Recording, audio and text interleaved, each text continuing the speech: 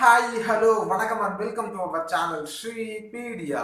So இன்னைக்கு இந்த வீடியோவில் நம்ம எதை பற்றி பார்க்க போகிறோம் அப்படின்னு பார்த்தீங்கன்னா, அதாவது இருட்டு அறையில் மொரட்டு குத்து அப்படின்னு சொல்லக்கூடிய அந்த ஒரு படத்தை வந்து பார்த்தீங்க அப்படின்னா எல்லாருமே பார்த்துருப்பீங்க. ஸோ அந்த ஒரு படம் வந்து பார்த்தீங்க அப்படின்னா 18+ படம். அது மட்டும் இல்லாமல் அந்த படம் வந்து பார்த்தீங்க அப்படின்னா வேற லெவலில் ஒரு இட்டு கொடுத்த ஒரு படம் அப்படின்னு கூட சொல்லலாம். ஸோ அந்த படத்துடைய இயக்குனர் அதாவது சந்தோஷ் பி ஜெயக்குமார் அப்படின்னு சொல்லக்கூடிய அந்த ஒரு இயக்குனர் பார்த்தீங்க அப்படின்னா அந்த படத்துடைய இரண்டாம் பாகம் இரண்டாம் குத்து அப்படின்ற மாதிரி இன்னொரு படத்தை வந்து எடுத்து வச்சிருக்காரு. அதாவது இந்த இருட்டறையில் மொரட்ட குத்து அப்படின்னு சொல்லக்கூடிய அந்த ஒரு படமே பாத்தீங்க அப்படின்னா வேற லெவல் அடல்ட்டான ஒரு படம் தான். சோ அந்த படத்துடைய பார்ட் 2 அதாவது இரண்டாம் குத்து அப்படின்னு சொல்லக்கூடிய அந்த ஒரு படம் பாத்தீங்க அப்படின்னா வேற வேற வேற வேற வேற லெவல் அடல்ட் படமா இருக்கு. ஸோ அந்த படத்துக்கு வந்து பாத்தீங்க அப்படின்னா எக்கச்சக்கமான பிரச்சனைகள் எல்லாமே இப்போ வந்து ஏற்பட்டு இருக்கு. ஸோ அதையும் தாண்டி பாத்தீங்க அப்படின்னா படத்துடைய அந்த ஒரு 18+ அந்த ஒரு கண்டென்ட் உடைய தாக்கம் அப்படின்றது எந்த இடத்துல இருந்திருக்கு அப்படின்றத நம்ம இன்னைக்கு இந்த வீடியோல பார்க்க போறோம்.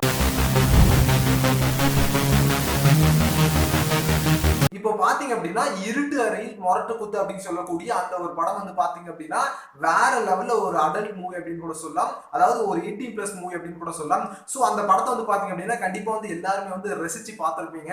ஸோ அது மட்டும் இல்லாம நான் வந்து யோக்கியமா அப்படின்னு கேட்டீங்கன்னா கண்டிப்பா வந்து நானும் யோக்கியம் எல்லாம் கிடையாது. நானும் வந்து அந்த படத்தை வந்து பார்த்திருக்கேன். இப்போ பாத்தீங்க அப்படின்னா நம்ம ஒரு தவறு செய்யறோம் அப்படின்னா அதாவது அந்த ஒரு தவறு வந்து வேற யாருக்குமே பாதிப்பு இல்லை. நம்ம ஒரு தவறு செய்யறோம் அப்படின்னா அது வந்து நம்ம லிமிட்டுக்குள்ள இருக்கிற வரைக்கும் அது வந்து பிரச்சனையே கிடையாது. அதே நம்ம வந்து பாத்தீங்க அப்படின்னா இந்த இருட்டு அறையில் மொரட்டு குத்து அப்படின்னு சொல்லக்கூடிய இந்த ஒரு படத்தை வந்து பாத்தீங்க அப்படின்னா நாம போய் தனியா பார்க்கலாம். அதுக்கப்புறம் நம்ம ஃப்ரெண்ட்ஸ் கூட போய் பார்க்கலாம். ஆனா இது வந்து ஃபேமிலி ஆடியன்ஸுக்கு ஏத்த ஒரு படமா அப்படின்னு கேட்டீங்கன்னா கண்டிப்பா வந்து 100% கண்டிப்பா கிடையவே கிடையாது. இந்த ஒரு படத்தை வந்து பாத்தீங்க அப்படின்னா ஃபேமிலியோட இந்த படத்தை பார்க்க முடியாது. முக்கியமா ஃபேமிலி இருக்கக்கூடிய யாருமே வந்து இந்த படத்தை பார்க்க மாட்டாங்க. அதாவது சொல்ல போனா ஃபேமிலியோட இந்த ஒரு படத்தை வந்து பாத்தீங்க அப்படின்னா கண்டிப்பா வந்து இந்த உலகத்துல இருக்கக்கூடிய யாருமே பார்க்க மாட்டாங்க. முக்கியமா வந்து நம்மளுடைய தமிழ்நாட்டில் இருக்கக்கூடிய எந்த குடும்பங்களுமே வந்து பாத்தீங்க அப்படின்னா இந்த இருட்டு அறையில் மொரட்டு குத்து அப்படின்னு சொல்லக்கூடிய இந்த ஒரு படத்தை வந்து பாத்தீங்க அப்படின்னா நம்ம எல்லாருமே ஃபேமிலியா போய் இந்த படத்தை உட்காந்து பார்ப்போம் அப்படின்ற மாதிரி யாருமே நினைக்கவே மாட்டாங்க. முக்கியமா சொல்ல போனா யங்ஸ்டர்ஸ்க்கான ஒரு படம் அப்படின்னு கூட சொல்லலாம். சோ இது வந்து பாத்தீங்க அப்படின்னா அதாவது இந்த படத்துடைய பார்ட் 1 அதாவது இருட்டு அறையில் மொரட்டு குத்து அப்படின்னு சொல்லக்கூடிய இந்த ஒரு படம் வந்து பாத்தீங்க அப்படின்னா வந்துச்சு. அதுக்கப்புறம் வேற லெவல்ல ஹிட் அடிச்சது. அதுக்கப்புறம் யங்ஸ்டர்ஸ் எல்லாத்தையுமே கவர் அளவுக்கு அதாவது யங்ஸ்டர்ஸ் எல்லாத்தையுமே கவர் பண்ற அளவுக்கு வேற லெவல்ல அந்த படத்துடைய இயக்குனர் சந்தோஷ் பி ஜெயக்குமார் வந்து பாத்தீங்க அப்படின்னா அந்த படத்துடைய கதையில வந்து வெறித்தனமா விளையாண்டுறாரு. அது மட்டும் இல்லாம ஹியூமர் ஓரியன்டாகவும் அந்த படத்தை வந்து பாத்தீங்க அப்படின்னா அவர் வந்து பட்டையை கிளப்பிடுறாரு அப்படின்னு கூட சொல்லலாம். சோ இப்ப பாத்தீங்க அப்படின்னா அவர் வந்து அவருக்கான ஃபார்முலாவை பிடிச்சாரு. அதாவது ஹரஹர மகாதேவி அப்படின்ற மாதிரி ஒரு படத்தை எடுத்தாரு. சோ அது வந்து பாத்தீங்க அப்படின்னா அதுவும் ஓரளவுக்கு ஒரு 18+ மூவி தான். சோ அது வந்து பாத்தீங்க அப்படின்னா அவருக்கு வந்து வேற லெவல் ஹிட் கொடுத்த ஒரு படம். சோ அதுக்கப்புறம் அப்படின்னு பாத்தீங்கன்னா அதே ஃபார்முலால வந்து பாத்தீங்க அப்படின்னா இருட்டு அறையில் மொரட்டு குத்து அப்படின்ற மாதிரி அதே டெம்ப்ளேட்ல வந்து இன்னொரு படத்தை எடுக்கிறாரு. சோ அது வந்து பாத்தீங்க அப்படின்னா வெறித்தனமான ஒரு வேற லெவல்ல பிளாக் பஸ்டர் ஹிட் அப்படின்னு கூட சொல்லலாம் அந்த ஒரு படம். எதனா அப்படின்னு பாத்தீங்கன்னா அந்த அளவுக்கு யங்ஸ்டர்ஸ் வந்து கவர் பண்ணிட்டாரு அந்த படத்துல. அதுக்கப்புறம் அப்படின்னு பாத்தீங்கன்னா சரி இந்த ஒரு டெம்ப்ளேட் தான் நமக்கு வந்து கரெக்டான ஒரு பர்ஃபெக்டான ஒரு டெம்ப்ளேட். சோ இதை வச்சு நம்ம படம் பண்ணலாம் அப்படின்ற மாதிரி ஆரம்பிக்கிறாரு. சோ அதே மாதிரி ஒரு ஃபார்முலா அதாவது இருட்டறில் மொரட்டு குத்து அப்படின்னு சொல்லக்கூடிய அந்த ஒரு படம் வந்து பாத்தீங்க அப்படின்னா பக்கா 18+ மூவி அப்படின்னு கூட சொல்லலாம். இப்போ பாத்தீங்க அப்படின்னா அதே டெம்ப்ளேட்ல இன்னும் ரொம்ப கீழே இறங்கி அலசி ஆராய்ச்சி வெறித்தனமா இரண்டாம் குத்து அப்படின்ற மாதிரி அந்த இருட்டறில் மொரட்டு குத்து அப்படின்னு சொல்லக்கூடிய அந்த படத்துடைய இரண்டாம் பாகத்தை வந்து இப்போ எடுத்து வச்சிருக்காரு. அந்த படத்துடைய போஸ்டரை பார்க்கும் போதே கண்டிப்பா வந்து நான் ஒரு யங்ஸ்டரை நான் பாக்குறேன் அப்படின்னா கண்டிப்பா வந்து நான் லைக் பண்ணுவேன். அதே பாத்தீங்க அப்படின்னா அது வந்து வெளிப்படையா காட்ட முடியாது யாருக்குமே. அதனால வந்து பாத்தீங்க அப்படின்னா இந்த படத்துடைய போஸ்டருக்கு வந்து எக்கச்சக்கமான பிரச்சனைகள். அது மட்டும் இல்லாம இந்த படத்துடைய அந்த ஃபர்ஸ்ட் லுக் அப்படின்றது சர்ச்சையில சிக்கிருச்சு அப்படின்னு கூட சொல்லலாம். சோ அதையும் தாண்டி பாத்தீங்க அப்படின்னா நம்மளுடைய தமிழ் சினிமாவில ரொம்ப ஒரு முக்கியமான ஒரு இயக்குனரான பாரதி ராஜா வந்து பாத்தீங்க அப்படின்னா பாரதி ராஜா அவர்கள் வந்து பாத்தீங்க அப்படின்னா இந்த ஒரு படத்தை வந்து அதாவது இது வந்து ஏன் இந்த மாதிரி பண்றாங்க அதாவது இதுக்கு வந்து அவருடைய எதிர்ப்புகள் அப்படின்றத தெரிவிச்சிருந்தாரு.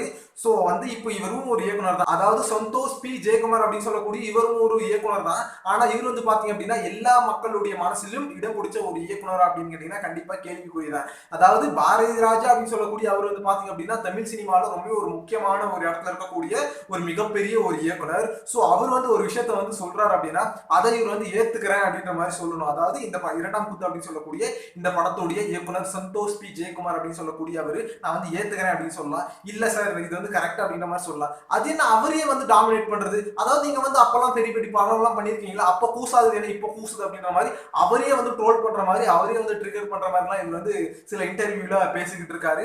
சோ இவர் வந்து ஏதோ ஒரு மிகப்பெரிய மக்கள் மனசுல இடம் பிடிச்ச ஒரு டைரக்டர் மாதிரி இவர் வந்து பேசிக்கிட்டு இருக்காரு. இது எந்த அளவுக்கு அவர் கரெக்டா பேசுறாரு அப்படின்னு தெரியல. சோ அது மட்டும் இல்லாம அதாவது இந்த ஹரஹர மகாதேவி அப்படின்னு சொல்லக்கூடிய அந்த ஒரு படத்துலயும் ஆகட்டும் அது மட்டும் இல்லாம இந்த இருட்டு அறையில் மொரட்டு குத்து அப்படின்னு சொல்லக்கூடிய அந்த ஒரு படத்துலயும் ஆகட்டும் இவர் வந்து வேற வேற கதாநாயகனை வச்சு படம் எடுத்திருந்தாரு. ஆனா இப்ப பாத்தீங்க அப்படின்னா இந்த படத்துடைய இயக்குனர் அதாவது சந்தோஷ் பி ஜெயக்குமார் இயக்குனர் அப்படின்னு சொல்லக்கூடிய இவரே வந்து பாத்தீங்க அப்படின்னா அதாவது இருட்டு அறையில் முரட்டு குத்து அப்படின்னு சொல்லக்கூடிய அந்த படத்துடைய பார்ட் 2, அதாவது இரண்டாம் குத்து அப்படின்னு சொல்லக்கூடிய அந்த ஒரு படத்துல வந்து பாத்தீங்க அப்படின்னா இவரே வந்து ஆக்டர் ஆகவும் இப்போ வந்து டிபியூஸ் ஆயிட்டாரு. அவர் ஏதோ பண்ணிட்டு போகட்டும், அது நமக்கு தேவையில்லாத ஒரு விஷயம். ஆனா இப்ப பாத்தீங்க அப்படின்னா இவரு வந்து நான் பண்றதா கரெக்ட், அதாவது இந்த படம் எல்லாமே வெளிநாடுல ரிலீஸ் ஆச்சு அப்படின்னா அதை வந்து யாருமே இவ்வளவு பெருசா வந்து சர்ச்சைக்கு அதாவது சர்ச்சை பண்றது இல்லை. அது மட்டும் இல்லாம இங்க இருக்கக்கூடிய மக்கள் வந்து இதை பாக்குறதுக்கு இன்னும் மெச்சூரிட்டி வரல அப்படின்னு தான் நான் நினைக்கிறேன் அப்படின்ற மாதிரிலாம் சொல்லியிருக்காரு. இல்ல நீங்க எடுக்கிற படத்தை பாக்குறதுக்கு எங்களுக்கு என்ன மெச்சூரிட்டி வேணும்? இப்போ வந்து ஒரு யங்ஸ்டரா நான் ஒரு படத்தை, அதாவது நீங்க எடுக்கிற படத்தை நான் லைக் பண்றேன்.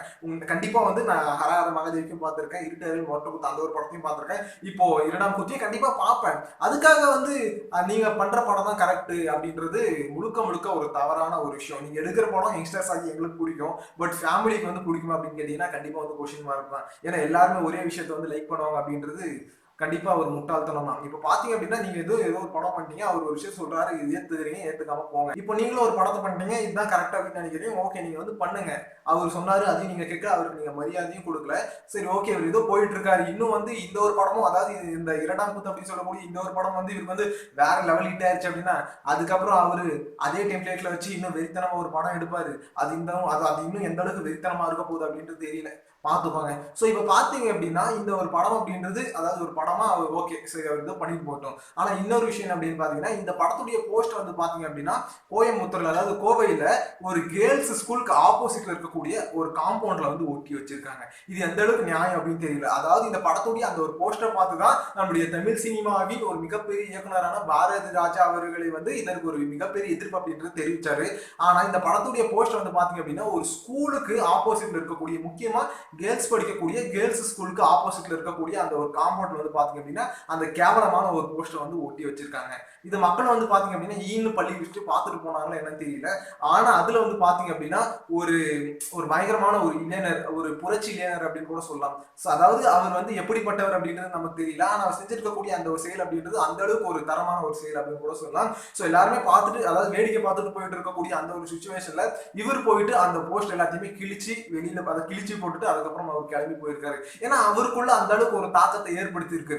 சமுதாயம் இப்படிதான் இருக்கணும், சமுதாயம் நலன் கருதிதான் அவர் வந்து அந்த ஒரு விஷயத்த வந்து செஞ்சிருக்காரு அப்படின்னு கூட சொல்லலாம். அவர் வந்து அவருடைய எதிர்ப்பு வந்து பாத்தீங்க அப்படின்னா, அதாவது அவருடைய எதிர்ப்பு அப்படின்றது அந்த ஒரு விஷயத்துல, அதாவது அந்த ஒரு சம்பவத்துல கிடையாது, ஒரு கேர்ள்ஸ் ஸ்கூல். ஸோ அதுக்கு ஆப்போசிட்ல அந்த ஒரு போஸ்ட் அப்படின்றது இருக்கு. சொல்ல போனா அவருடைய பொண்ணு வந்து, அவருடைய பொண்ணு படிச்சிருக்கலாம், இல்ல அவருடைய ரிலேட்டிவ்ஸ் வீட்டுல இருந்து யாரோ ஒரு குழந்தை வந்து இந்த ஸ்கூல்ல படிக்கலாம். ஸோ அந்த மாதிரி குழந்தைங்களுக்கு அந்த மாதிரி ஒரு விஷயம் அப்படின்றது தென்படக்கூடாது. ஸோ அவங்க வந்து அந்த மாதிரி விஷயத்த பார்க்க கூடாது அப்படின்ற ஒரு விஷயத்த மனசுல வச்சுட்டு தான் அவர் வந்து செஞ்சிருக்காரு.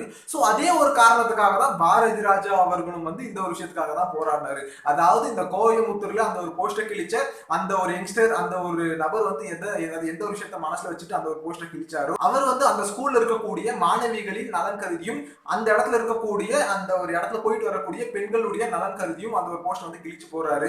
அதே மாதிரிதான் நம்மளுடைய பாரதி ராஜா அவர்களும், அதாவது சினிமாவுடைய ஒரு மிகப்பெரிய ஒரு, அதாவது சினிமா வந்து இந்த அளவுக்கு வளர்றதுக்கு ஒரு மிகப்பெரிய இடத்துல இருக்கக்கூடிய மக்களுடைய அந்த ஒரு நலனுக்காக தான் அவர் வந்து அந்த அளவுக்கு பேசுறாரு. சோ அதை கூட மதிக்காம இந்த மனுஷன் வந்து இவர் வந்து டைரக்டர் அப்படின்றத நாங்க வந்து அக்செப்ட் பண்ணிக்கிறோம். அதுக்காக எல்லா விஷயத்தையும், அதாவது ஒரு மிகப்பெரிய நிறைய படைப்புகள் எடுத்திருக்கக்கூடிய பாரதி ராஜா அவர்களுடைய பேச்சையே இவர் வந்து எதிர்த்து பேசிட்டு அப்ப கூசலியா இப்ப கூசலா அப்படின்னு கேக்குறாரு அப்படின்னா இவருக்கு எந்த அளவுக்கு தெரியல. தலைவா என்ன தலைவா, நீங்க போய் அந்த ஒரு போஸ்டர் போய் ஸ்கூலுக்கு ஆப்போசிட்ல ஒட்டி வச்சிருக்கீங்க, அது முக்கியமா யார் ஓட்டினார் அப்படின்றது தெரியல, எதுக்கு? ஸோ அதுக்கப்புறம் அப்படின்னு பாத்தீங்கன்னா நிறைய முக்கியமான விஷயங்கள் எல்லாமே நம்மளுடைய ஸ்ரீபிடி யூடியூப் சேனல் தொடர்ந்து வந்துகிட்டே இருக்கு. ஸோ அந்த வீடியோஸ் எல்லாத்தையுமே நீங்க பார்க்கணும்னு ஆசைப்பட்டீங்கன்னா மறக்காம நம்ம ஸ்ரீபிடி யூடியூப் சேனல் சப்ஸ்கிரைப் செஞ்சுட்டு பக்கத்தில் இருக்கக்கூடிய நோட்டிபிகேஷன் கார்டு பிரஸ் பண்ணிக்கோங்க. ஸோ அப்பதான் நாங்கள் போடக்கூடிய வீடியோடைய நோட்டிபிகேஷன் அப்படின்றது உடனுக்குடன் உங்களை வந்து அடையும்.